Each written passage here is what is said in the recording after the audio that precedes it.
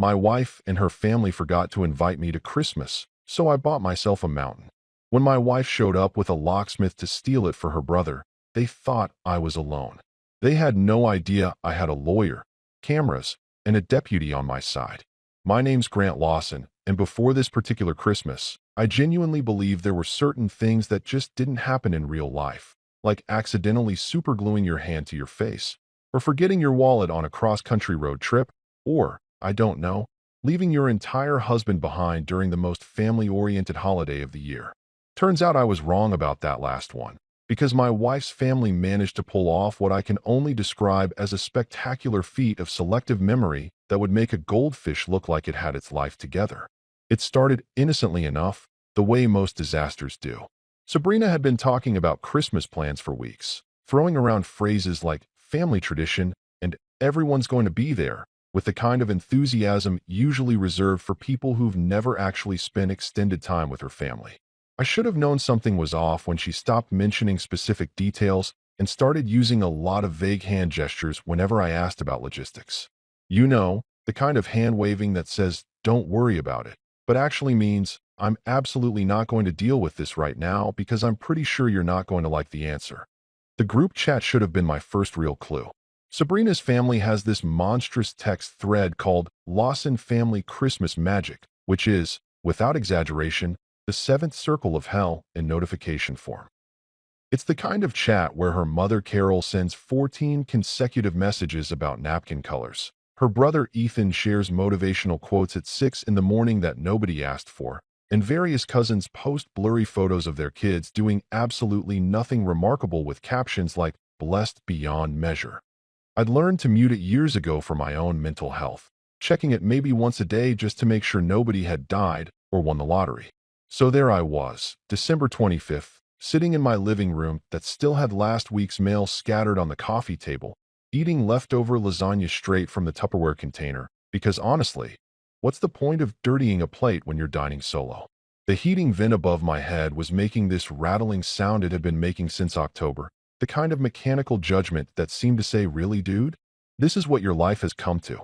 The Christmas tree we'd put up together 2 weeks ago stood in the corner, lights twinkling away like they were mocking my situation, all dressed up with nowhere to go and nobody to appreciate them except me and my lukewarm pasta.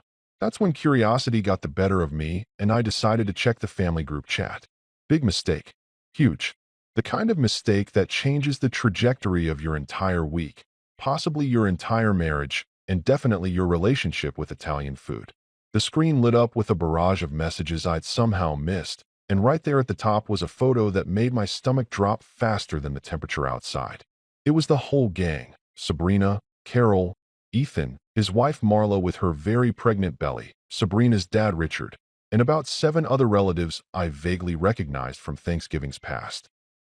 All of them dressed in matching cream-colored sweaters that looked like they cost more than my car payment, holding champagne glasses up to the camera with snow-covered mountains visible through the massive windows behind them. The caption read, "The whole family together in Aspen. Merry Christmas from the Lawsons," followed by approximately 47 emojis including several Christmas trees, champagne bottles, and inexplicably, a flamingo. I sat there, fork halfway to my mouth, tomato sauce probably dripping onto my sweatpants that I'd been wearing for 2 days straight, trying to process what I was seeing. The whole family. The whole family. I looked around my empty living room just to make absolutely sure I hadn't somehow teleported to Aspen without realizing it. Nope, still in suburban Connecticut, still very much alone, still very much not in a cream-colored sweater or anywhere near a champagne glass. I scrolled through the subsequent messages, each one a fresh little dagger to my already wounded pride. There was Carol posting about the amazing dinner at this darling little restaurant where we had to wait an hour, but it was so worth it. And Ethan sharing a selfie on the slopes captioned, "Family bonding time hits different." And even Sabrina herself chiming in with "Best Christmas ever with my favorite people," with a heart emoji that felt like a personal attack. My thumb hovered over the keyboard about 17 times as I tried to figure out what to say. Should I be angry? Confused? Should I play it cool? Should I just send a photo of my lasagna with the caption, "Living my best life"? Before I could decide, my phone buzzed with a private text from Carol. Of course it was Carol. Carol, who signs her text messages like they're formal letters. Carol, who once told me at Thanksgiving that my energy was very interesting, which I'm pretty sure was passive-aggressive speak for, "I don't particularly like you, but I'm too polite to say it directly." The message read, "Hi Grant, sweetie. We thought you were busy with work stuff. Hon, you're always so dedicated to your job. Hope you're having a nice quiet day. Zoxo Mom Carol." I stared at that message for a solid 3 minutes, letting the audacity of it really sink in. They thought I was busy with work stuff. On Christmas Day, they thought that I, a brand consultant whose entire job description involves making other people's chaos look organized and whose office had been closed since December 23rd, would be so swamped with non-existent work that I couldn't possibly make it to a family vacation that nobody had bothered to actually invite me to. The logic was so circular it could have been a carousel. "Yeah, Carol," I wanted to text back. "I'm super busy. Busy being married to your daughter. Busy living in the house that has both of our names on the mortgage. Busy wondering how an entire family manages to coordinate matching sweaters, book flights, arrange accommodations, and pack suitcases without once thinking, hey, shouldn't we maybe mention this to Grant?" But I didn't send that. Instead, I set my phone down, looked at my pathetic lasagna, and then looked at the heating vent that was still judging me with its mechanical rattle.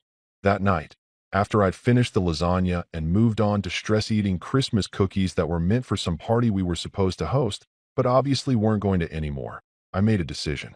It was the kind of decision that felt simultaneously completely insane and perfectly rational, the kind of decision that probably required more thought, but was going to happen anyway, because spite is a powerful motivator, and I had apparently been storing up a lot of it without realizing. If I wasn't invited to their Christmas, if my presence was so forgettable that an entire family could pack up and leave town without once considering whether I might want to come along, then fine. I'd throw my own Christmas. Solo. Silent.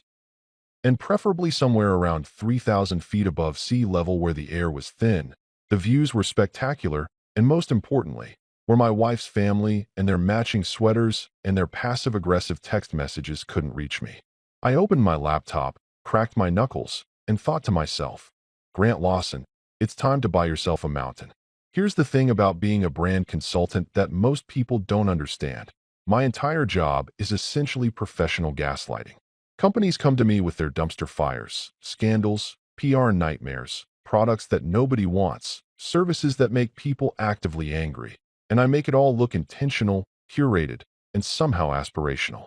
I once rebranded a failing juice company that had been sued 3 times for false advertising by pivoting them to raw authenticity and charging twice as much for the same product. It worked. People lined up around the block. So yeah, I'm professionally trained to take chaos and make it look like somebody's 5-year plan, which means I'm also really good at convincing myself that terrible ideas are actually strokes of genius. That's the headspace I was in at 2 o'clock in the morning on December 26th, sitting at my kitchen table with my 4th cup of coffee going cold next to my laptop, still wearing the same sweatpants from the day before, because honestly, why bother changing when your wife is in Aspen pretending you don't exist? The rational part of my brain, the part that usually reminds me to pay bills on time and not send angry emails after 10 p.m., had clocked out for the evening. The irrational part, the part that runs on spite and caffeine and the kind of reckless energy you only get when you've been publicly humiliated by people who are supposed to love you, had taken over the controls. I opened Zillow, which under normal circumstances is just a way to torture yourself by looking at houses you can't afford in neighborhoods you'll never live in. But tonight it felt like a portal to possibility. I typed in mountain cabin, and then, because I apparently have a flair for the dramatic when I'm sleep-deprived, added isolated and dramatic views. The search results loaded and I started scrolling past the usual suspects. Cute little log cabins that looked like they belonged on a syrup bottle, rustic A-frames that screamed, "We have a family game night every Friday." Charming cottages with wraparound porches where you could imagine drinking lemonade and waving at neighbors. And then I saw it. This thing was different. This wasn't a cabin. This was an architectural statement, the kind of place that didn't invite you in so much as dare you to be worthy of it. A black A-frame perched on a ridge in some town called High Timber that I'd never heard of but immediately wanted to know everything about. The photos showed sharp angles against an even sharper skyline, floor-to-ceiling windows that probably cost more than my car, and a deck that jutted out over what looked like approximately nothing but air and pine trees for miles. It looked like Batman's vacation home. If Batman decided he needed a break from Gotham and wanted somewhere to brood in style with better Wi-Fi and less crime. The listing described it as a modern minimalist retreat for the discerning buyer seeking privacy and elevation, which in real estate speak means nobody else wants to drive up here, but if you do, you'll feel incredibly superior about it. It had been on the market for 6 months, which should have been a red flag, but instead felt like fate. It was waiting for me. It was waiting for someone who needed to make a point, someone who had just been forgotten on Christmas and was ready to make some questionable financial decisions in response. I clicked on the contact information for the listing agent, and my phone was in my hand before I could talk myself out of it. The number rang twice before a woman's voice answered, crisp and alert in a way that suggested she either never slept or was naturally caffeinated. Maya Linwood, High Timber Realty. How can I help you?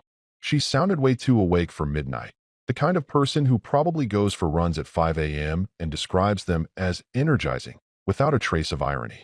Yeah, hi, I said, suddenly aware that I hadn't actually planned what to say. I'm looking at your listing for the black A-frame on Ridgepoint Drive. Can I see it? There was a pause on the other end, the kind of pause that suggested she was trying to figure out if I was serious or if this was some kind of prank call.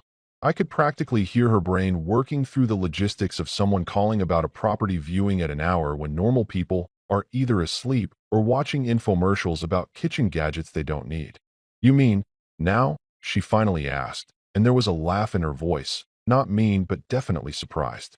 It's midnight, on the day after Christmas. Are you okay? It was a fair question, honestly. I was not okay. I was the opposite of okay.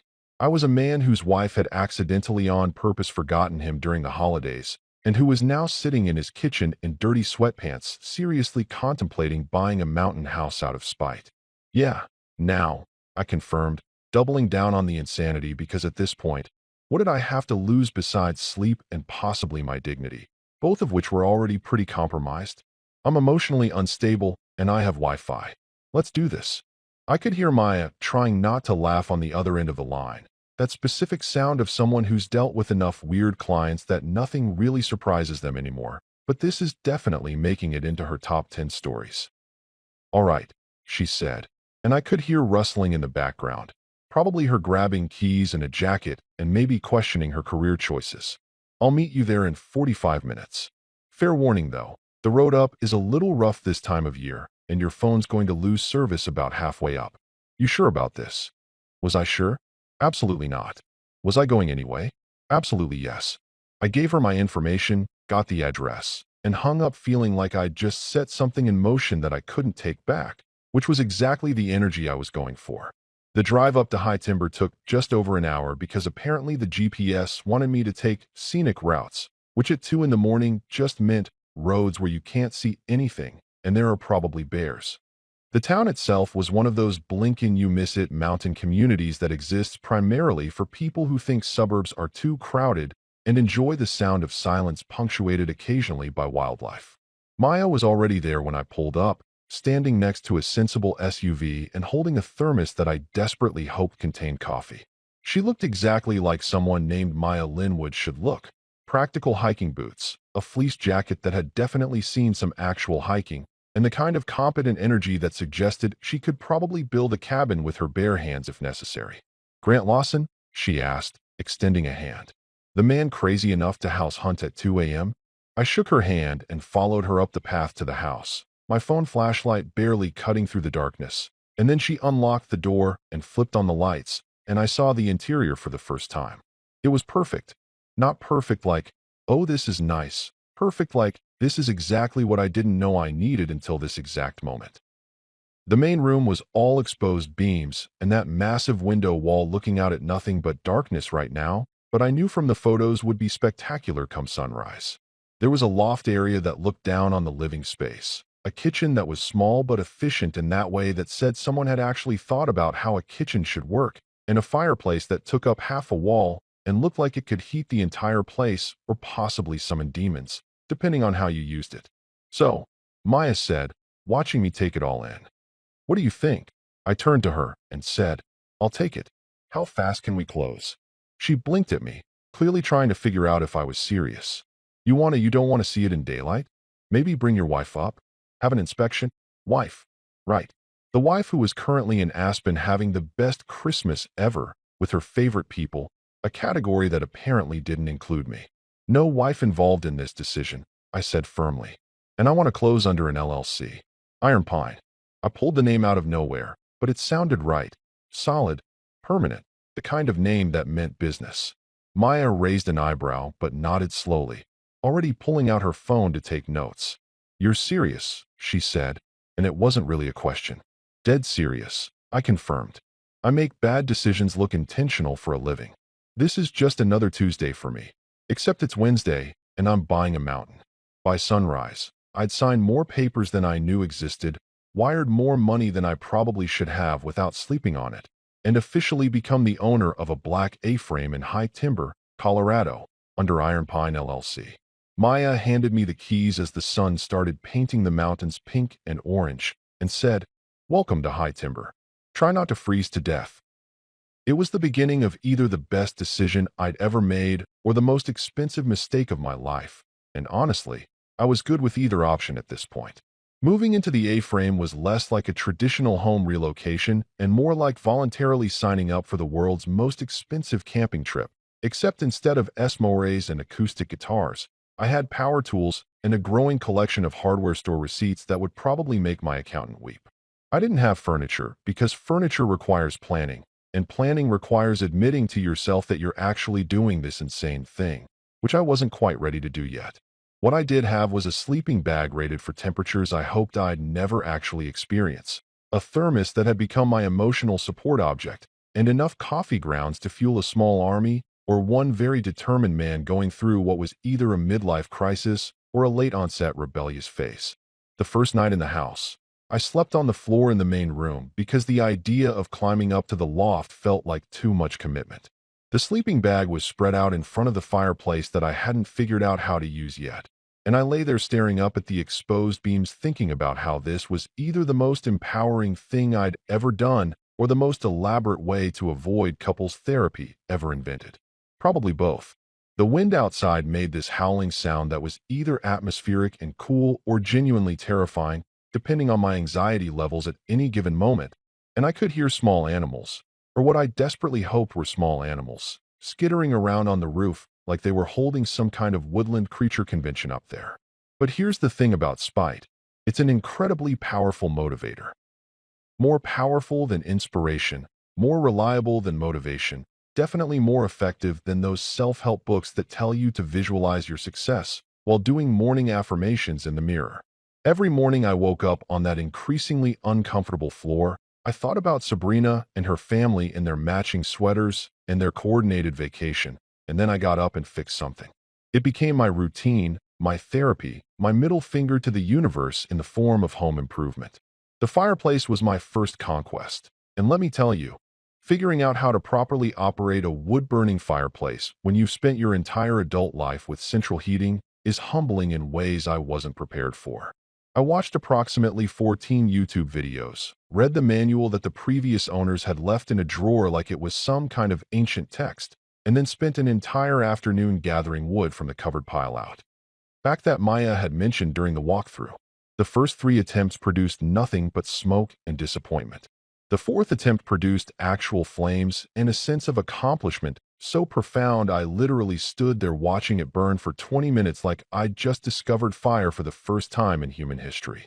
When those flames finally caught and held, dancing up the chimney exactly like they were supposed to, I felt like an absolute god. Not a minor god, either. We're talking full Zeus-level deity status. I texted a photo to myself with the caption, "I am Prometheus," and then immediately deleted it because even in my isolated mountain madness, I knew that was too much. But I felt it. Every crackle of that fire was validation. Every burst of warmth was proof that I could do this, that I didn't need Sabrina's family or their passive-aggressive text messages or their ability to coordinate group vacations without me. From there, it became an obsession. Every screw I drilled into the wall to hang up the basic shelving I'd bought from the hardware store in town.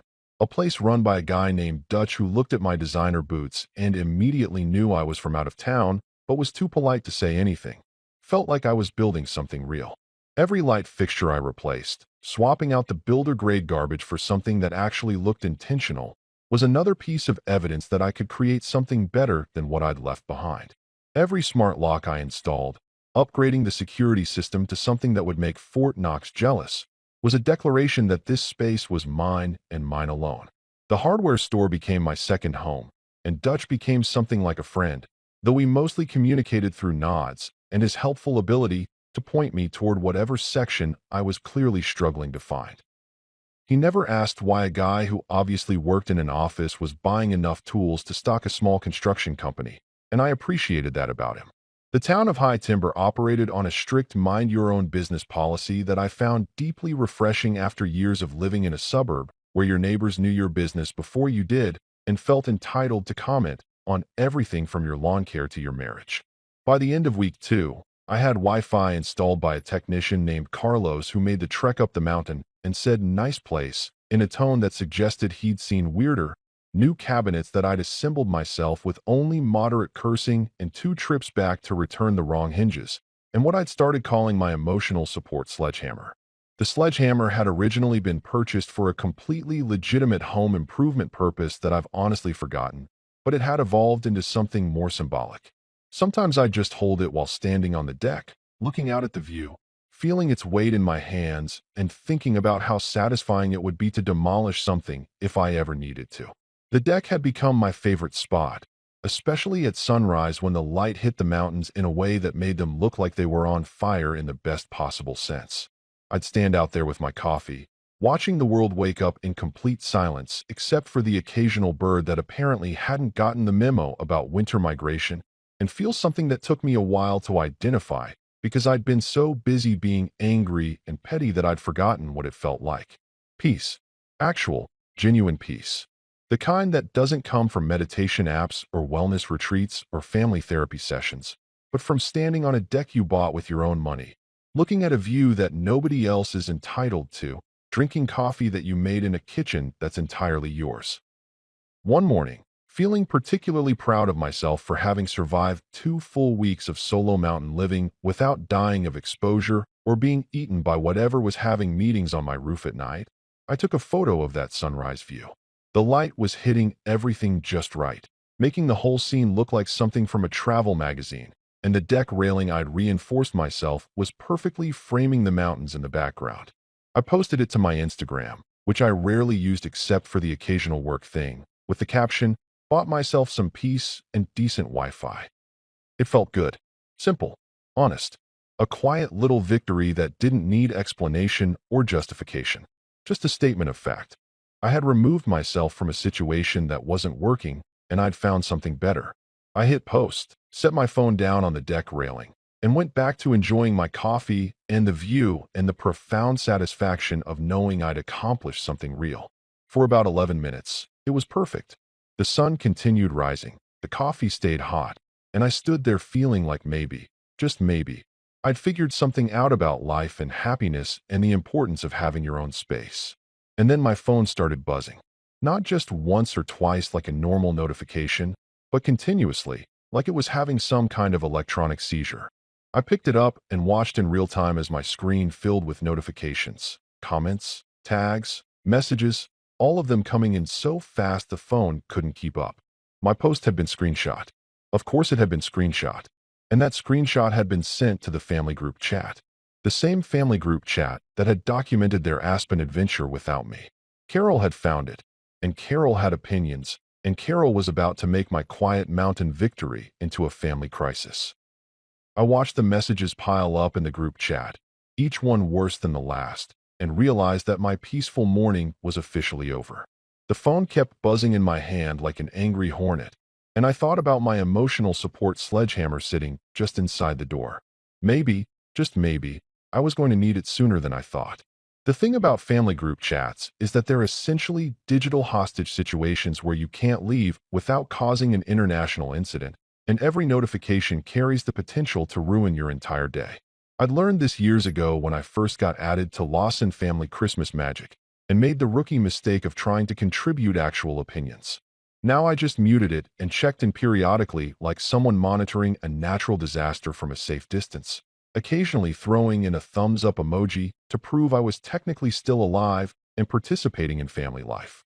But standing on my deck that morning, watching my phone have what could only be described as a full-blown panic attack, I knew something had shifted from the usual background noise of Carol posting recipes nobody asked for to something far more sinister.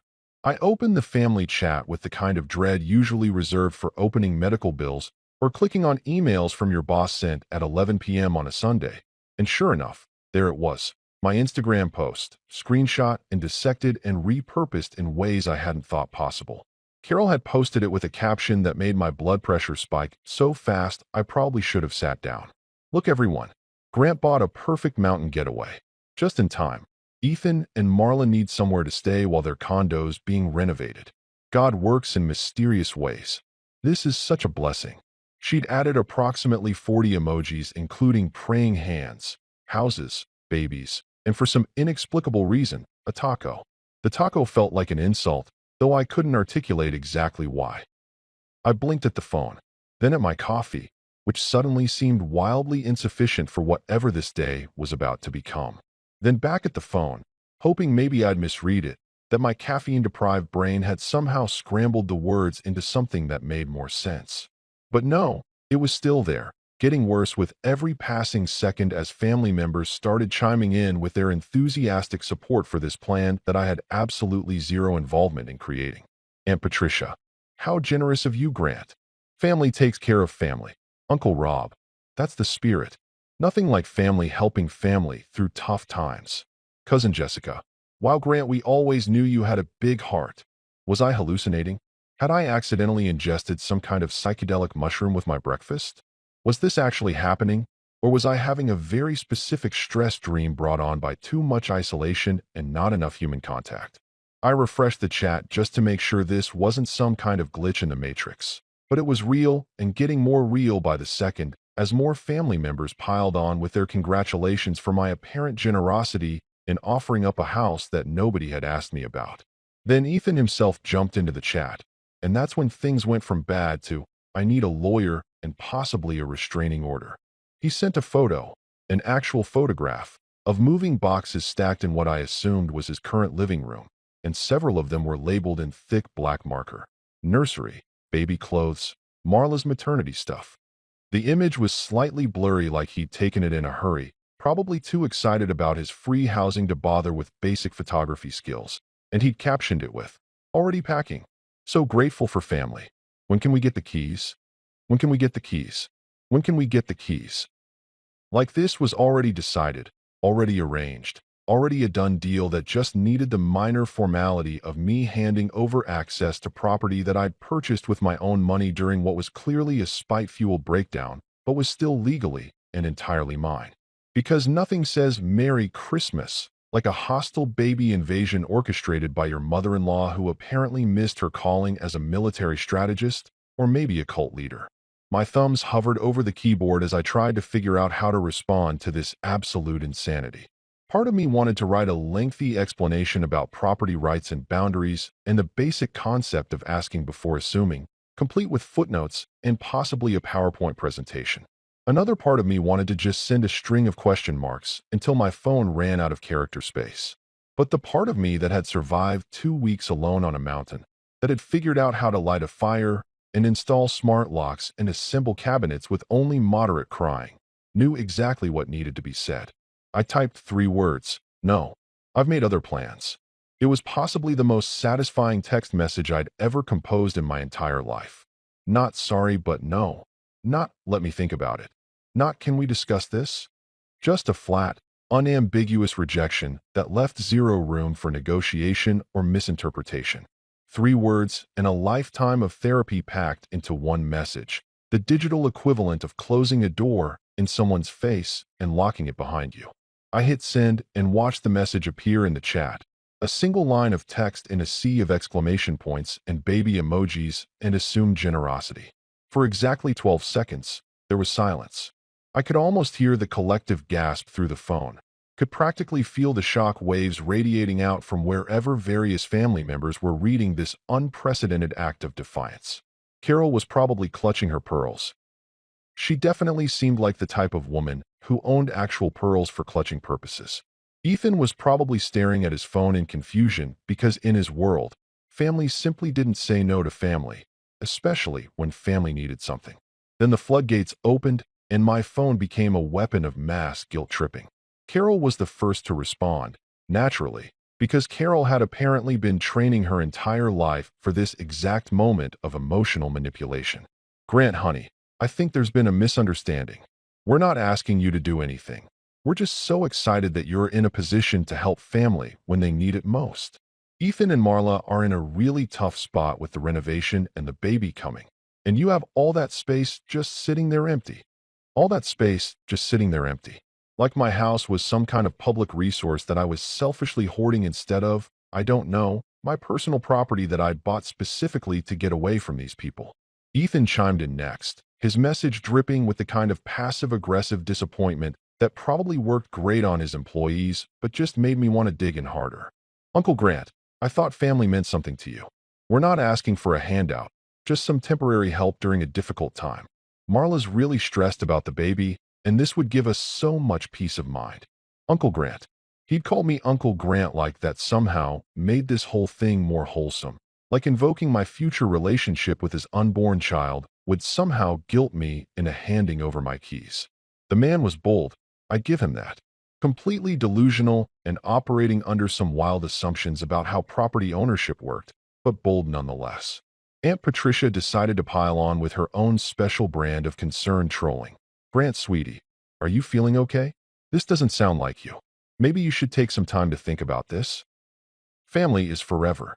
The implication being, of course, that I was having some kind of mental health crisis that was preventing me from seeing the obvious rightness of letting my brother-in-law and his pregnant wife move into my house without my permission or even a basic conversation about it first. I watched the messages multiply, each one a fresh variation on the theme of, how dare you not immediately comply with our demands, and felt something settle in my chest that was equal parts rage and clarity. These people, my wife included, because Sabrina still hadn't said a single word in the chat, which was somehow worse than if she'd actively participated, genuinely believed they were entitled to my space, my privacy, my carefully constructed escape from exactly this kind of family drama. My phone buzzed with a direct message from Sabrina, finally, and I opened it with the kind of resignation you feel when you know the news is bad, but you have to look anyway. Grant, can you please just talk to them? They're really stressed, and you're making this so much harder than it needs to be. It's just for a few months while the condo gets fixed. Why are you being so difficult? Why was I being so difficult? Why was I being so difficult? I stared at that message for a long moment, standing on my deck overlooking mountains that belonged to me, in a house that I'd bought and furnished and fixed up with my own two hands, and I realized something fundamental. I wasn't being difficult. I was being clear. There's a difference, and it was about time my wife and her family learned what it looked like. I didn't respond to Sabrina. Instead, I went back into the main chat, took a screenshot of Carol's original message, and started a new text to Maya Linwood, my realtor who'd sold me this place and had given me her number for emergencies or weird questions about mountain living. This definitely qualified as weird, and possibly an emergency, depending on how aggressive my in-laws decided to get about their imaginary claim to my property. Maya, I typed, I need a good lawyer. Preferably one who specializes in property law and has experience dealing with entitled family members. Know anyone? Her response came back in under 2 minutes. Oh boy. Yeah, I know someone. Her name's Sable Winters, and she doesn't mess around. Want me to send you her info? Sable Winters.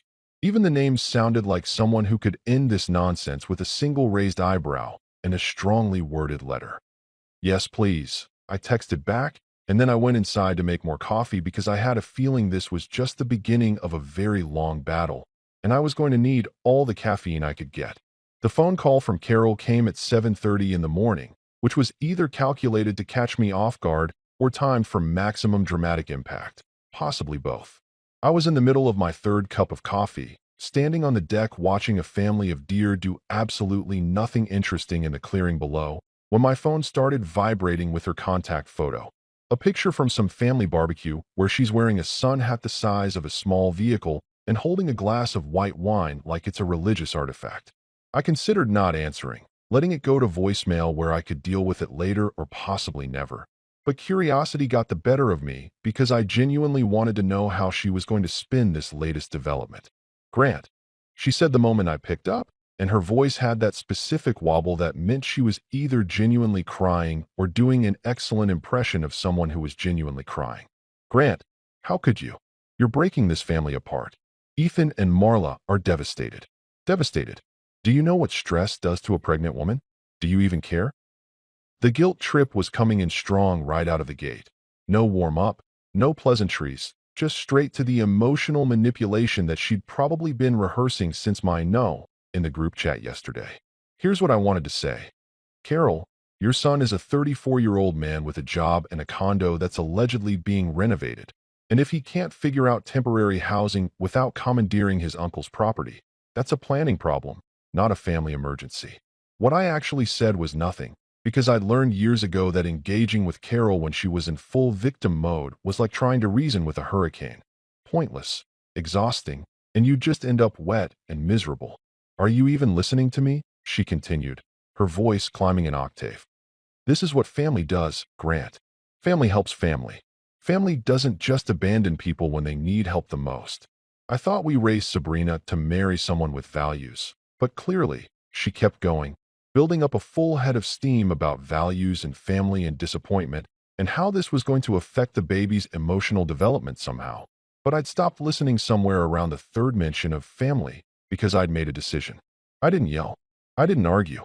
I didn't try to explain my position for the 100th time or defend my choices or justify my boundaries. Instead, I said very calmly, Carol, I need to go. I have an appointment. And then I hung up while she was mid-sentence about the importance of putting family first. It felt incredible, like cutting a rope that had been slowly strangling me for years. My hands were shaking slightly from the adrenaline, but it was the good kind of shaking, the kind that comes from finally standing up for yourself after spending way too long being accommodating. I immediately pulled up Maya's text with Sable Winter's contact information and dialed before I could second-guess myself. The phone rang exactly twice before a voice answered that could only be described as professionally intimidating. Sable Winters. Not, hello, not Winters Law Office. Just her name delivered like a statement of fact that you'd better take seriously. Her voice had this quality that made you instantly believe she'd never lost an argument in her entire life and wasn't about to start now. Ms. Winters, my name is Grant Lawson. Maya Linwood gave me your number. I have a situation that's rapidly escalating from annoying to potentially illegal, and I need someone who can make it stop. I gave her the quick version, the forgotten Christmas, the Spite House purchase, the family group chat ambush, the assumption that my property was somehow communal family resources, and Carol's crying phone call that had just ended approximately 3 minutes ago. There was a pause on the other end, and I could hear the clicking of a keyboard like she was already taking notes or possibly pulling up property records to verify I wasn't completely insane. Let me make sure I understand this correctly, Sable said, her tone shifting into what I recognized as lawyer mode, precise and analytical. Your in-laws are attempting to move into your property without your consent, without a lease agreement, and without any legal claim to the residence. Is that accurate? That's putting it mildly, but yes, that's the situation in a nutshell. A very dysfunctional, boundary-challenged nutshell. I could hear her making an amused sound that might have been a laugh if lawyers were allowed to express that kind of emotion during business calls. Mr. Lawson, this isn't family drama. This is attempted property trespass with a side of harassment. The fact that they're related to you doesn't give them any special rights to your real estate. I'm going to send you some documents that we'll need filled out, and then I'm going to draft a cease and desist letter that will make it very clear that your property is not available for occupation, temporary, or otherwise. The way she said it, so matter-of-fact and unbothered, made me want to hire her for every aspect of my life. Grocery store out of my favorite coffee? Call Sable. Internet provider trying to raise rates? Call Sable. Existential dread about my marriage? Probably call Sable. We talked for another 20 minutes, going through details about the property, the LLC I'd set up, my relationship to the various family members involved, and the specific threats or pressure I'd received. Sable asked questions like she was building a case for trial, even though we both knew this would probably never see the inside of a courtroom. It was all about having everything documented, everything official, everything legally airtight, so there was no room for misinterpretation or creative boundary pushing. One more thing, she added before we hung up. I'm going to recommend you upgrade your home security immediately. Install cameras, smart locks, the works. People who feel entitled to your property have a tendency to escalate, especially when you introduce legal consequences. I want everything documented from here on out. It was slightly terrifying advice, the kind that made me realize this situation might get worse before it got better, but also strangely validating because it meant I wasn't overreacting, that my concerns were legitimate enough that a professional was telling me to prepare for potential home invasion by my own relatives. By 2 o'clock that afternoon, I had an email from Sable Winters with a document attached titled No Trespass Notice. Lawson Residence. That was 6 pages of the most beautiful legal language I'd ever read. It was polite but absolutely devastating, the written equivalent of a steel door slamming shut and locking from the inside.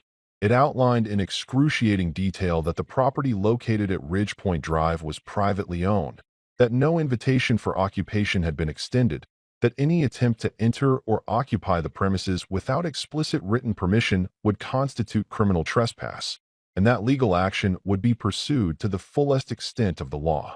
She'd CC'd it to me with a note. This should handle it. If it doesn't, call me immediately.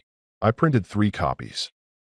One for my files, one to mail to Ethan and Marla's address that I pulled from an old Christmas card, and one to mail to Carol and Richard, because why leave anyone out of the fun? Putting those envelopes in the mailbox at the end of my driveway felt like mailing tiny bombs of legal reality, and I'd be lying if I said I didn't enjoy it immensely. But Sable's advice about security kept echoing in my head, so I made a trip down the mountain to the only electronics store within 50 miles, a place called Peak Tech that was run by a guy in his 20s named Jordan who got way too excited when I explained I wanted to turn my house into something resembling a secure government facility. Oh man, yeah, I can totally set you up. How paranoid are we talking? Like normal paranoid, or are we going full doomsday prepper? Somewhere between I want to know if a squirrel farts on my porch and my in-laws are trying to stage a housing coup, I told him. And to his credit, he didn't even blink. By the time we were done, I had a shopping cart full of smart locks, security cameras with night vision, motion sensors, and a doorbell camera that could probably identify someone's dental records from 50 feet away. Installation took the rest of the afternoon and most of the evening, and I won't lie, there was a learning curve involving multiple YouTube tutorials, one minor electrical shock that I'm pretty sure took a year off my life, and a creative amount of swearing that probably scared the local wildlife. But by 10 p.m., I was sitting at my kitchen table watching 4 different camera feeds on my laptop, each one showing a different angle of my property in crisp high-definition glory. I created a folder on my desktop and labeled it Mountain Defense Strategy version 1.0 because if I was going to do this, I might as well commit to the bit. My house had officially become Fort Knox with Wi-Fi, and I'd never felt safer or more petty in my entire life. Bring it on, Carol. My wife and her family had actually hired a professional locksmith to break into my house, and they'd done it with the kind of casual confidence that suggested they genuinely believed this was a reasonable course of action. I stood there in my kitchen, wooden spoon still in my hand, watching this unfold on my laptop screen like it was some kind of reality show pilot called Extreme Entitlement, Family Edition, and I was the unwilling star. They piled out of their vehicles, Sabrina first, looking uncomfortable in that specific way that meant she knew this was wrong, but was going along with it anyway, followed by Carol who was carrying what appeared to be a casserole dish, because apparently home invasion goes better with side dishes. Then Richard looking stern and patriarchal like he was about to deliver a lecture about responsibility. Ethan trying to help his very pregnant wife Marla out of the back seat. And finally the locksmith, a middle-aged guy in coveralls who was pulling out a drill that looked capable of opening a bank vault. The doorbell camera captured everything in perfect high-definition detail as Carol pressed the button and smiled directly into the lens like she was posing for a Christmas card. I tapped the speaker function on my phone, and her voice came through crystal clear. Grant, honey, we're here. We brought ham. She held up the casserole dish like it was a peace offering, like carbohydrates and processed meat were somehow going to make up for the fact that she'd just shown up with a tactical team to forcibly enter my property. I took a deep breath, set down my wooden spoon, and pressed the talk button on my doorbell app. Carol, I can see you. I can see all of you. And I can see the locksmith you brought to break into my house. Congratulations on the ham. Now leave. My voice came out calmer than I felt, which I considered a personal victory given that my blood pressure was probably high enough to require medical intervention. There was a moment of confusion on their faces, that split second where they realized I was watching them in real time and their element of surprise had been completely neutralized by technology and spite. Carol recovered first because Carol always recovers first, her face shifting from friendly surprise to wounded innocence faster than should be humanly possible. Grant, don't be ridiculous. We're not breaking in, we're family. The locksmith is just here to help us get in since you won't answer the door like a reasonable person. The locksmith himself looked increasingly uncomfortable, shifting his weight from foot to foot like he was reconsidering his life choices and possibly his career path. Ethan stepped forward, putting on his best reasonable adult voice. Grant, come on, man. We drove all the way up here. Marla's exhausted. Can we at least talk about this face to face? The implication being that if we talked face to face, somehow I'd be convinced to just hand over my keys and let them set up their nursery in my living room. No, I said through the speaker, watching them all react to the single syllable like I'd just announced I was joining a cult. You received a legal notice. You were told in writing that you don't have permission to be here. You're currently trespassing, and if that locksmith touches my door, I'm calling the police. I was bluffing slightly because I wasn't 100% sure what the police response time was this far up the mountain, but my threats sounded confident enough that the locksmith took an actual step backward. Richard decided this was his moment to take control, moving to the front of the group with the kind of authoritative energy that probably worked great in boardrooms, but was significantly less effective when you were literally trying to break into someone's house. Grant, this is getting out of hand. We're coming in to discuss this like adults whether you like it or not. We have a right to talk to you. He gestured to the locksmith, who honestly looked like he wanted to be literally anywhere else, possibly on a different mountain or in a different profession entirely. That's when the locksmith actually knelt down in front of my brand new smart lock, the one I'd spent 45 minutes installing and another 20 minutes programming, and pulled out his drill. He was actually going to do it. They were actually going to drill through my lock, on camera, with me watching and telling them not to, because they genuinely believed their family status gave them some kind of legal immunity or divine right to my property. I grabbed my phone and dialed 911, my hands shaking with a combination of anger and disbelief that this was actually happening. The dispatcher answered with a calm professionalism that I desperately needed in that moment. 911, what's your emergency? Yeah, hi. I'm at 42 Ridgepoint Drive in High Timber, and there are people on my property trying to break in with a locksmith. I've told them to leave multiple times. I have video evidence, and they're currently attempting to drill through my front door lock. Saying it out loud made it sound even more insane than it felt, which was really saying something. The dispatcher asked a few more questions. Were they armed? Did I feel in immediate danger? Was I safe inside? And then told me a deputy was already on his way and should be there within 10 minutes. 10 minutes felt like an eternity, but I watched the camera feed as the locksmith's drill touched my lock, and I realized I had audio recording too. Stop, I said through the speaker, my voice harder now. I've called the sheriff. You have about 9 minutes to get off my property before this becomes a criminal matter instead of just a family embarrassment. That got their attention. Carol's face went pale. Sabrina grabbed her mother's arm like she was trying to physically hold her back from saying something stupid, and the locksmith stood up so fast he nearly dropped his drill. But it was already too late because coming up the driveway, lights flashing red and blue against the darkening sky, was a sheriff's SUV that looked like divine intervention in vehicle form. Deputy Reed Miller emerged from his cruiser with the kind of deliberate slowness that suggested he'd dealt with domestic disputes before and wasn't particularly impressed by this one. He was probably in his 50s, built like someone who'd done actual physical labor before becoming law enforcement, and his face had that expression of professional disappointment that immediately made everyone on my porch look like guilty teenagers caught sneaking out past curfew. Evening, folks, he said, his voice carrying that specific authority that comes from years of dealing with people at their worst. Someone want to tell me what's going on here? He looked at the locksmith first, then at the drill, then at my front door with its very obvious brand new lock, and I could see him putting the pieces together in real time. I pressed the speaker button again. "Deputy Miller, I'm Grant Lawson, the property owner. I'm inside. These people are my wife's family, and they're attempting to force entry into my home despite receiving written legal notice that they don't have permission to be here." Carol opened her mouth to protest, but Deputy Miller held up one hand in a gesture that immediately shut her down. "Ma'am, is this your property?" he asked Carol directly. She stammered something about family and misunderstandings and how they just wanted to talk. "That's not what I asked. Do you own this property or have written permission to be here?" The answer was obviously no, and even Carol couldn't spin that into something positive. Deputy Miller proceeded to inform them, in language so clear a child could understand it, that they were trespassing on private property, that attempting to hire a locksmith to gain unauthorized entry constituted attempted breaking and entering, and that they needed to leave immediately or face arrest. The locksmith was already packing up his tools before Miller finished the sentence, probably running through every decision that had led him to this moment and resolving to screen his clients better in the future. "But officer," Ethan started, and Miller cut him off with a look that could have stopped traffic. "Sir, I'm going to suggest very strongly that you and your family take your ham and go home. Mr. Lawson has made his position clear. You've been legally notified, and continuing this behavior is only going to result in criminal charges. Is that really what you want?"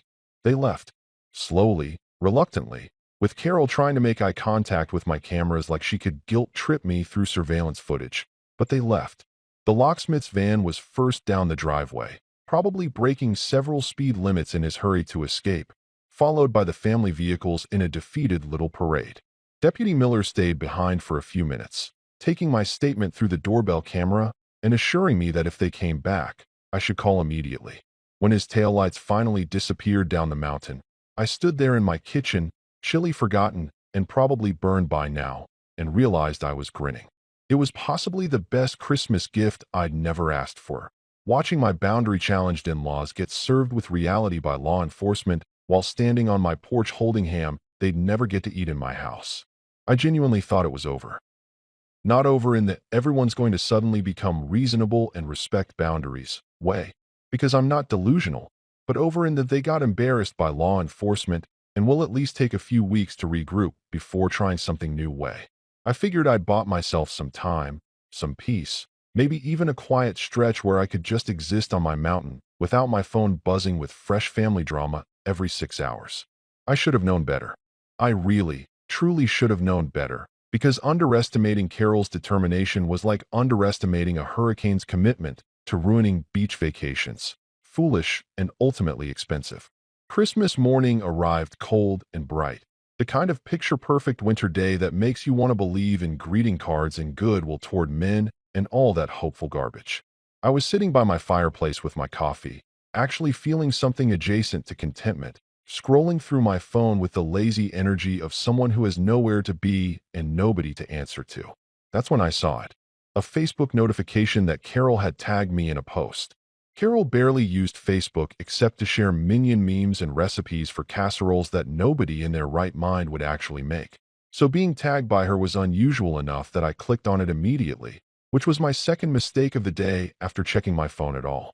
The post was a masterpiece of manipulation disguised as gratitude, the kind of thing that should probably be studied in psychology classes as an example of how to weaponize social media. So blessed. It began, because of course it did, because every manipulative Facebook post starts with someone declaring how blessed they are about something that's actually terrible. Ethan and Marla found a safe new home to start their family. Thank you to everyone who helped make it possible. She'd attached a photo, my photo, the one I'd posted of my deck at sunrise, and added about 60 emojis including babies, houses, hearts, and praying hands. The comments were already rolling in from people who had no idea what was actually happening. Friends of Carol's from her book club or church or wherever she collected her army of enablers. How wonderful, and family is everything. And congratulations, Ethan and Marla. Nobody was asking the relevant questions like, whose house is that? Or did the owner actually agree to this? Or is this potentially illegal? Because Carol had framed it in a way that made it sound like some kind of community miracle instead of what it actually was.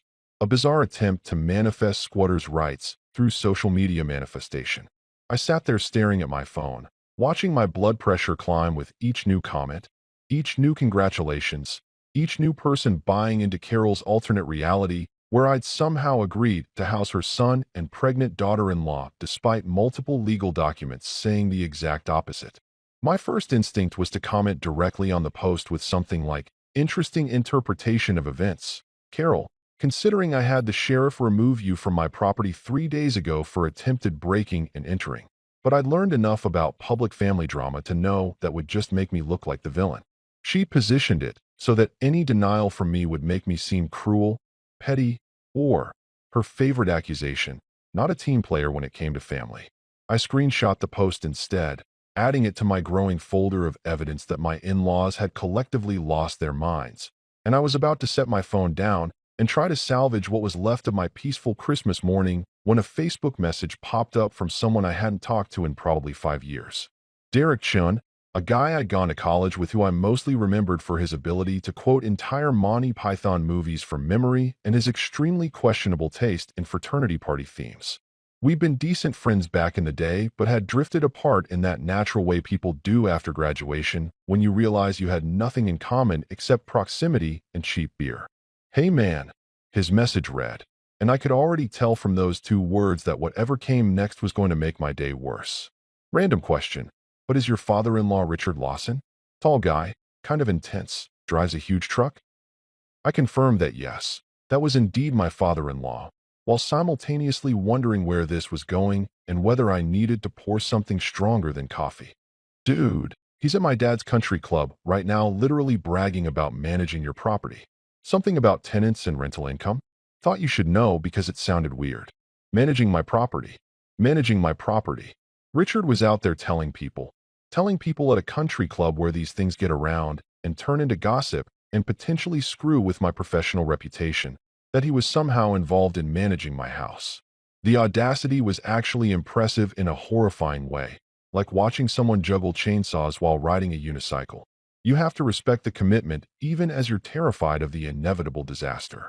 I thanked Derek for the heads up, my hands already moving to open my laptop, because if Richard was out there claiming property management rights, I needed to know what else they'd been doing behind the scenes. The county website for property records was one of those government sites that looks like it was designed in 1997 and never updated, all broken links and weirdly formatted text.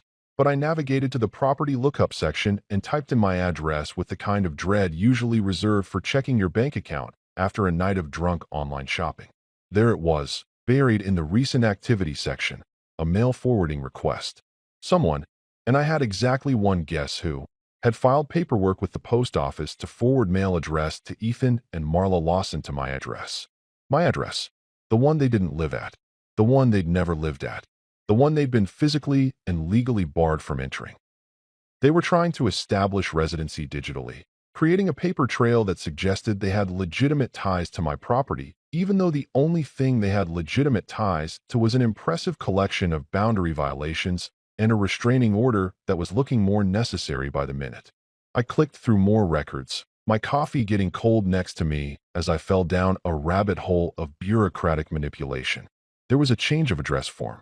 There was a utility inquiry. Someone had called the electric company asking about the account at my address, probably trying to figure out if they could somehow get their names added.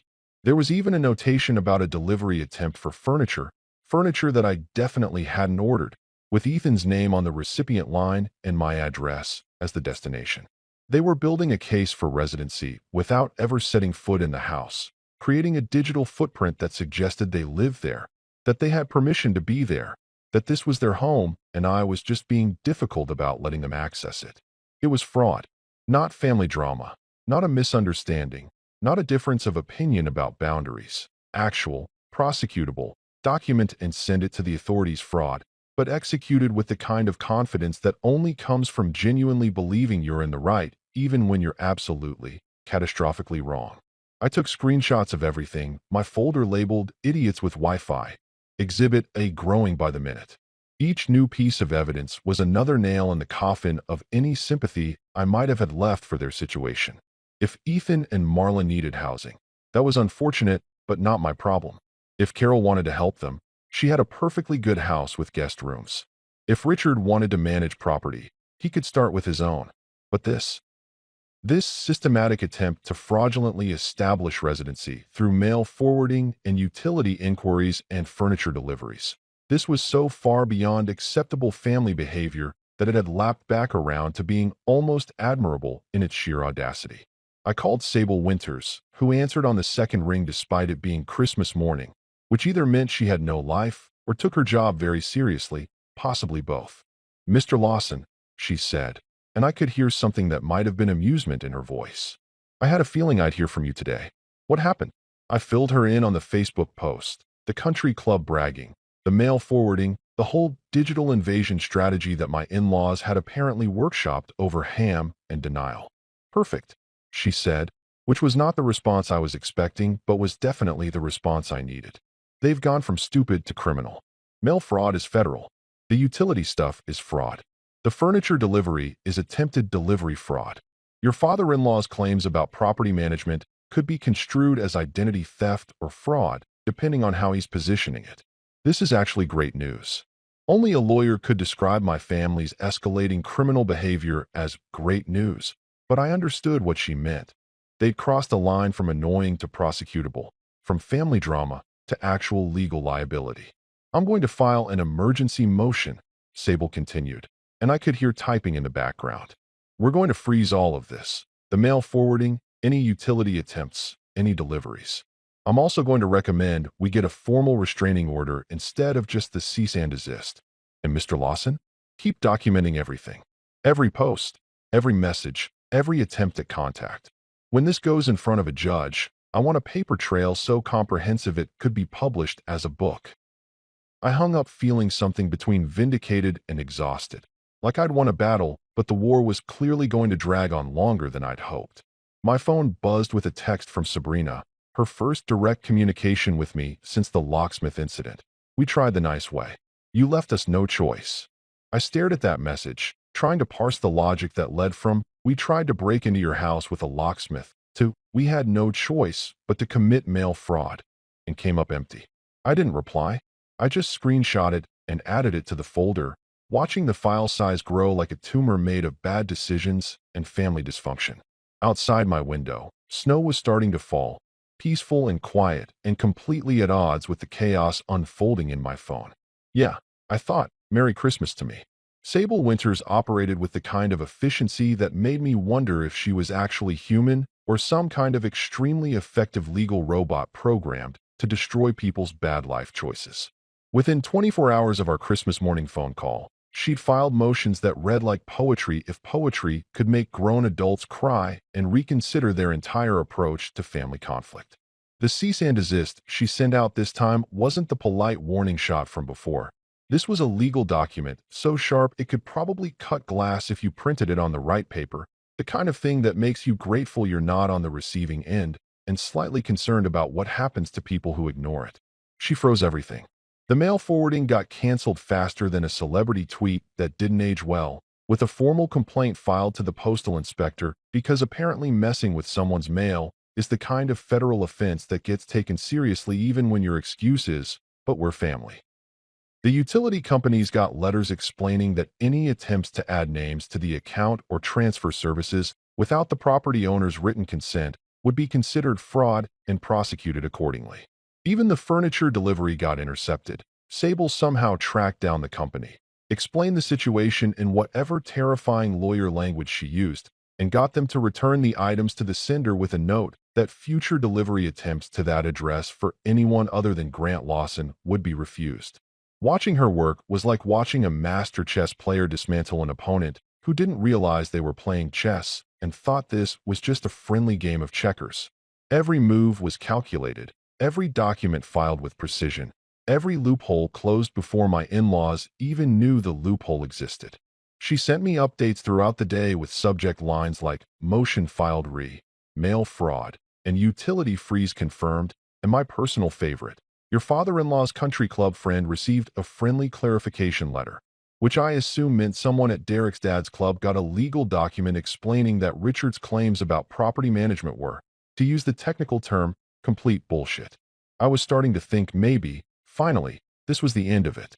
Maybe the combination of legal threats, frozen utilities, canceled mail forwarding, and the general embarrassment of having a lawyer send cease and desist letters to everyone in their orbit would be enough to make them back down and find literally any other solution to their housing situation. Maybe Richard would realize that bragging about managing property he had no legal connection to was a bad look. Maybe Sabrina would finally grow a spine and tell her family to knock it off. Maybe I'd win the lottery and grow wings and learn to speak fluent Mandarin while I was at it, because apparently I was in a fantasy thinking kind of mood.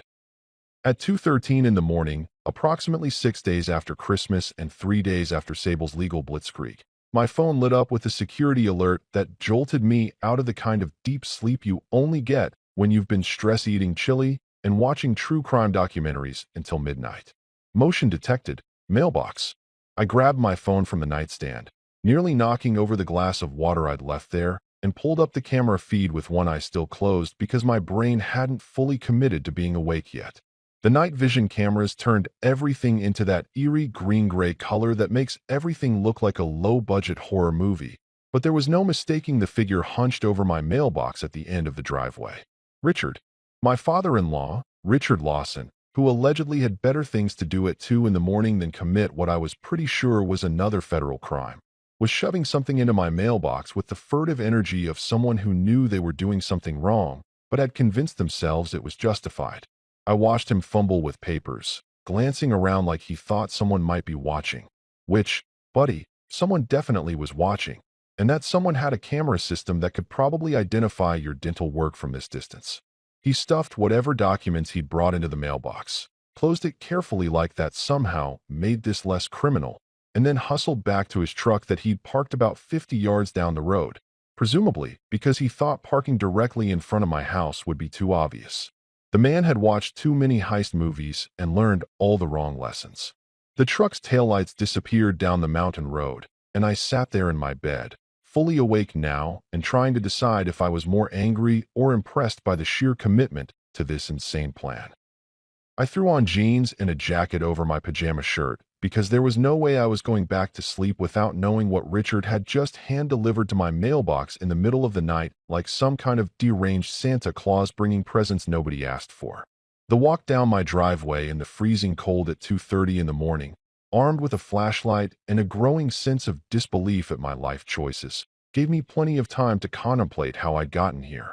A year ago, I was a reasonably successful brand consultant with a wife and a normal suburban life, and the biggest drama in my world was whether clients would approve my logo designs. Now I was retrieving mystery documents from my mailbox at an hour when the only other living creatures awake were probably coyotes and insomniacs, all because I'd married into a family that viewed boundaries as suggestions and property law as more of a guideline than a rule. I opened the mailbox and pulled out a stack of papers that had been folded and shoved in haphazardly, the kind of sloppy work that suggested Richard had been in a hurry or possibly having second thoughts halfway through. I unfolded them right there under my flashlight, the beam shaking slightly from a combination of cold and adrenaline, and started reading what can only be described as the most amateur attempt at legal forgery I'd ever seen. There were forms, official-looking forms that had probably been downloaded from some sketchy website, claiming Richard Lawson as the authorized property manager for the residents at my address. There were rental agreements with Ethan and Marla's names on them, complete with forged signatures that didn't even remotely match mine, and a monthly rent amount that was insultingly low. There was even a notarized document, except the notary information was clearly fake, using a stamp that looked like it had been made with a potato and some ink. It was the kind of thing that would have been funny if it wasn't also deeply concerning that a grown man with a functioning career thought this would somehow hold up under any kind of scrutiny. Did he think I wouldn't notice? Did he think the legal system operated on a first-come, first-served basis, where whoever filed the most paperwork won regardless of whether that paperwork was legitimate?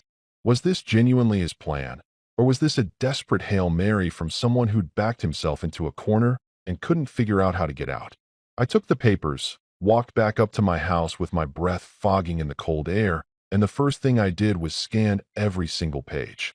Then I pulled up the camera footage, clipped the relevant section showing Richard's 2 a.m. mailbox crime spree, and sent everything to Sable with an email subject line that read, "Adding to the evidence pile. Mail fraud with a side of forgery." It was 3 in the morning by the time I hit send, but I knew Sable would see it first thing, and I wanted her to have time to work her legal magic before Richard woke up and realized he'd just handed me enough evidence to bury him. Her response came through at 8:47 a.m., which meant she'd been up for hours and had probably already filed 6 motions before most people had their first coffee. Got it. Emergency protection motion being filed within the hour. This is textbook harassment, fraud, and forgery. Judge Carter owes me a favor. We should have a hearing by end of week. Keep your doors locked and cameras running. The casual mention that she had judges owing her favors was both reassuring and slightly terrifying, like finding out your accountant is also friends with the IRS commissioner. By noon, true to her word, Sable had filed an emergency motion for a restraining order that included the camera footage, the forged documents, the mail forwarding attempts, Carol's Facebook post, Richard's country club claims, and probably a few other things I'd forgotten about in the chaos. The motion was a work of art, laying out a pattern of behavior that escalated from annoying to illegal with a timeline so detailed it could have been a true crime podcast episode. She'd included everything, creating a narrative that even someone with zero legal knowledge could follow. This family had systematically attempted to occupy property they didn't own through increasingly criminal means, and they needed to be legally stopped before someone got hurt or something got damaged. At 12:05 p.m., my phone buzzed with a text from Sabrina. Not a call, not a voicemail, just a text that appeared on my screen like a tiny bomb of passive aggression. "We tried the nice way. You left us no choice." I read it 3 times, trying to understand the logic that connected nice way to hired a locksmith to break into your house, or committed mail fraud, or forged property management documents at 2 in the morning. The mental gymnastics required to frame any of their behavior as nice deserved some kind of Olympic medal for creative delusion. I didn't reply. I didn't call. I didn't engage at all because engaging meant playing their game, and I was done playing games. Instead, I screenshot the message, saved it with a timestamp, and added it to my folder titled Idiots with Wi-Fi. Exhibit A, which had grown from a few megabytes to what could probably be published as a comprehensive guide to what not to do when your family member buys a house you want. The folder was practically an archive at this point, a digital museum of boundary violations and criminal behavior, all neatly organized and ready for whatever judge would eventually have to look at this mess and decide who was actually crazy here. Outside my window, the mountains sat peaceful and unconcerned with human drama, the way mountains do. Inside my house, I made another pot of coffee and settled in to wait for whatever came next. Because if there was one thing I'd learned from this entire experience, it was that with this family, there was always something next. New Year's Eve arrived with the kind of crisp, clear weather that makes you believe in fresh starts and new beginnings, and all that optimistic garbage people tell themselves when one arbitrary calendar date rolls over into another. I woke up that morning with a plan, and for once it wasn't a plan born out of spite or panic or 3 a.m. caffeine-fueled decision-making. This was strategic. This was calculated. This was me finally learning from weeks of reactive chaos and deciding to get ahead of whatever nonsense my in-laws were. Inevitably planning, because if there's one thing I'd learned about Carol and her crew, it's that they viewed court orders the way most people view terms and conditions agreements, as suggestions that definitely don't apply to them personally. Sable had given me a heads up 2 days earlier that the restraining order had been filed and approved by Judge Carter with what she described as enthusiastic support, which apparently in legal terms meant the judge had taken one look at my evidence folder and said something along the lines of, "Are these people serious?" The order was crystal clear. No contact, no property visits, no communication except through legal representation. Violation would result in immediate arrest and contempt charges. It was beautiful, comprehensive, and worth every penny I was paying Sable, which at this point was probably enough to buy a small car, but felt like a bargain given the peace of mind. But here's the thing about people who've spent their entire lives getting their way through persistence and emotional manipulation. They don't give up just because a judge tells them to. They regroup, They strategize, they find loopholes or create new approaches, and they absolutely do not respect boundaries just because those boundaries now have legal enforcement behind them. So I figured if they were going to show up, and my gut said they were definitely going to show up, I wanted witnesses. Not just any witnesses, but the kind of people who could testify in court if needed, and who would also make it socially awkward for my in-laws to pull their usual routine. That's how I ended up throwing a New Year's Eve party in a house I'd owned for less than a month, inviting people I'd known for varying lengths of time, but all of whom had one thing in common. They thought this whole situation was absolutely insane and were morbidly curious to see how it played out. My coworker Priya showed up first, carrying a bottle of wine that probably cost more than my monthly utilities and wearing a sweater that said, "New Year, New Boundaries," which she'd apparently gotten custom made just for this occasion. She worked in our creative department and had the kind of dark sense of humor that made her excellent at branding campaigns and even better at calling out dysfunctional family dynamics. Gabe arrived next with his boyfriend Marcus, both of them bringing enough fancy cheese to feed a small army and the kind of supportive energy that made me remember why I'd stayed at my company for 7 years despite the occasionally soul-crushing nature of making chaos look intentional for corporations. Gabe had been my work friend who'd evolved into an actual friend somewhere around year 3, the kind of person who'd helped me move apartments and never once asked invasive questions about my marriage until I brought it up myself. Luce, whose real name was Lucas, but everyone called him Luce because of an incident involving cargo pants and an unfortunate wardrobe malfunction during a client presentation that nobody would let him forget, showed up with craft beer and a Bluetooth speaker already playing a playlist he'd titled Spite House Warming. My mountain neighbors Sarah and Tom were the last to arrive, and I'd only met them twice before when they'd stopped by to introduce themselves and warn me about the bears that occasionally wandered through during warmer months. They were in their 60s, had lived in high timber for 30 years, and had the kind of no-nonsense attitude that came from dealing with actual wilderness instead of suburban drama. Sarah brought homemade cookies that were somehow both festive and threatening, and Tom brought a story about the last person who tried to squat in a vacation home up here and how that had ended with the sheriff's department and a very cold night spent in a cell. We set up in the main living area with the fire going, hot cocoa on the stove because I decided alcohol would make me either too relaxed or too aggressive, and I needed to stay somewhere in the middle, and chili simmering in a slow cooker that Priya had insisted I buy because apparently I couldn't live on canned soup forever. The conversation flowed easily, the kind of laughter that echoes off exposed beams and makes a house feel like an actual home instead of just a strategic purchase made during an emotional crisis. For a few hours, I almost forgot why I'd invited them. Almost relaxed into the idea that this was just a normal New Year's Eve party with friends instead of a carefully orchestrated witness protection program. Then headlights cut through the darkness outside, 2 sets of them coming up the driveway in a formation that suggested coordination and planning. Everyone in the room felt the shift, conversations trailing off as we all turned toward the windows like we were watching the opening scene of a horror movie where the monsters arrive right on schedule. I walked to the window and saw 2 SUVs parking in front of my house with the confidence of people who believed they had every right to be there, and I muttered, "Well, look who RSVP'd late to the party." Priya appeared next to me with her wine glass, peering out into the darkness. "Is that them? Please tell me that's them because this is better than any Netflix show I've watched this year." I confirmed it was indeed them, and she actually grinned like Christmas had come a week late, pulling out her phone to start recording because she was nothing if not prepared for drama. They emerged from the vehicles like a badly coordinated tactical team. Carol and Richard from the first SUV, Sabrina driving the second with Ethan, and a very pregnant Marla in the back, and trailing behind them all was a guy in a cheap suit carrying a briefcase who I'd never seen before, but who radiated the energy of someone who'd made very poor career choices. The doorbell rang, and I let it ring 3 more times before I opened the door, making them wait just long enough to be uncomfortable but not long enough to seem petty, which was a delicate balance I'd been practicing.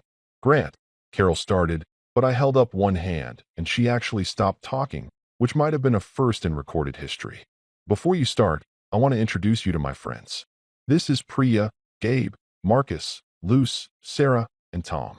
They're all here celebrating New Year's Eve with me in my house, which I own, on my property, which I also own.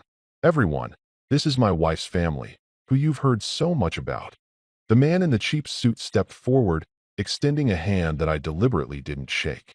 "Mr. Lawson, I'm Theodore Harrison, a licensed mediator. Your family has retained my services to help facilitate a reasonable discussion about the property situation. I understand there's been some confusion about the arrangement." I cut him off with a laugh that was probably harsher than it needed to be, but felt absolutely justified. Confusion? Is that what we're calling attempted breaking and entering now? Mail fraud? Document forgery? That's some creative rebranding, Mr. Harrison, and I say that as someone who does rebranding professionally. He blinked at me, clearly not prepared for someone who wouldn't immediately defer to his mediator authority, and fumbled with his briefcase to pull out papers that looked official but probably weren't. "According to our understanding of the situation, you consented by silence to your family's use of the property. The lack of explicit denial constitutes implicit agreement in cases of familial property sharing." It was such obvious bullshit that I couldn't help but grin, the kind of grin that probably made me look slightly unhinged, but I was way past caring about appearances. "Then by that logic, Mr. Harrison, my silence right now means get off my porch. My continued silence will mean you're all trespassing.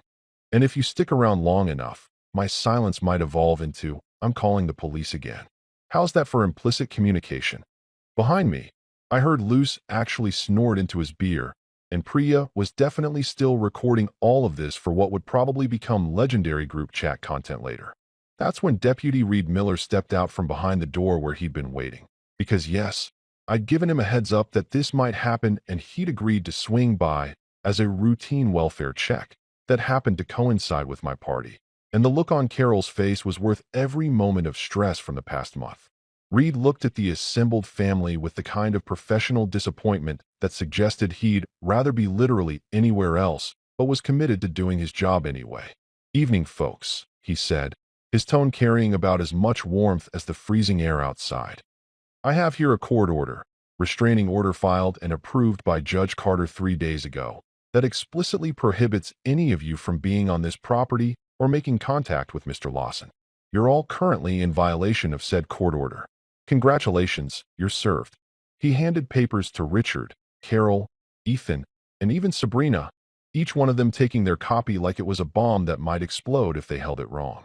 Marla burst into tears, her voice climbing into that register that only pregnant women and professional singers can hit. "I'm not raising my baby in a stolen house. This is insane. We just need help, and you're all treating us like criminals." The irony of calling my house stolen while actively trying to steal it apparently escaped her completely, and honestly, the tears might have worked on me a month ago, but now they just felt like another manipulation tactic in a very long line of manipulation tactics. "Ma'am," Deputy Reed said, his tone gentler but still firm, "nobody's asking you to raise your baby in this house. Mr. Lawson has made it clear you don't have permission to be here. That's not theft, that's property ownership.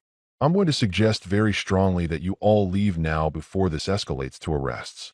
Marla was the first to crack, turning and waddling back to the SUV with Ethan trailing behind her, looking like he'd just realized that maybe, possibly, his family had been wrong about all of this. Carol tried one more time, her voice taking on that pleading quality that had probably worked on me dozens of times over the years, but I just shook my head and closed the door, watching through the window as they slowly, reluctantly piled back into their vehicles and disappeared down the mountain road.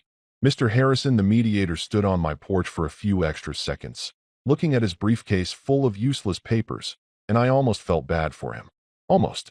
Then I remembered he'd tried to argue that silence equals consent, and my sympathy evaporated.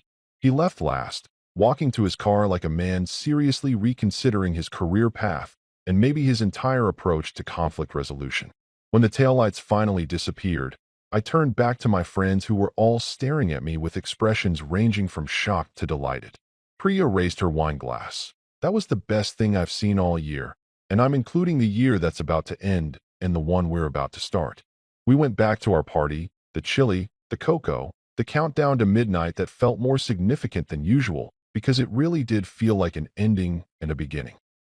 When the fireworks started going off down in the valley, visible through my massive windows, I stood there surrounded by people who'd shown up when I needed them and thought maybe, finally, this nightmare was actually over. The SUVs disappeared down the snowy road, tail lights fading like bad memories finally getting the hint. I closed the door, turned the deadbolt that had survived a locksmith invasion and came out stronger, and looked at my friends who were all grinning like they'd just witnessed the season finale of their favorite show. "Anyone want more cocoa?" I asked, heading toward the kitchen. The marshmallows are undefeated tonight. The room erupted in laughter, the good kind that fills a space and makes it feel alive. Outside, fireworks cracked over the valley in bursts of gold and silver, somebody down in high timber celebrating the new year with enthusiasm and probably some questionable fire safety decisions. Inside, I felt something better than revenge, something more lasting than satisfaction. I felt peace. Peace with Wi-Fi, peace with boundaries, peace with the radical concept that sometimes the best thing you can do for yourself is lock a door and mean it. When you're married into chaos long enough, silence feels revolutionary. So yeah, my wife forgot to invite me to Christmas. That's fine. I bought myself a mountain. And unlike her, I know how to lock a door.